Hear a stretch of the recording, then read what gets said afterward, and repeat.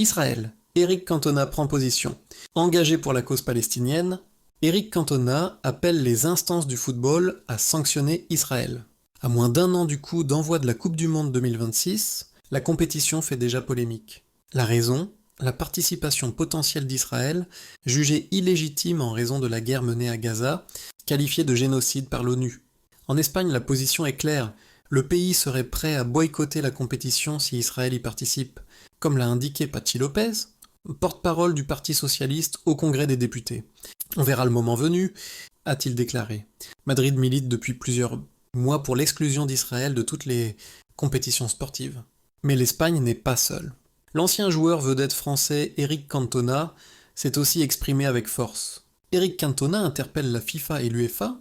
Présent à l'événement Together for Palestine à Londres ce mercredi, Cantona dénonce un deux poids, deux mesures de la part des instances. Il rappelle que la Russie a été exclue de toutes les compétitions 4 jours après le début de la guerre en Ukraine. Nous en sommes maintenant à 716 jours de ce qu'Amnesty International qualifie de génocide. Et pourtant Israël continue d'être autorisé à participer. Pourquoi ces doubles standards ? Dam s'interroge l'ex-capitaine des Bleus et légende de Manchester United. Israël, en difficulté dans les qualifications, a peu de chances de se rendre en Amérique du Nord l'été prochain. Abonnez-vous à notre page Hello World Buzz pour suivre toute l'actualité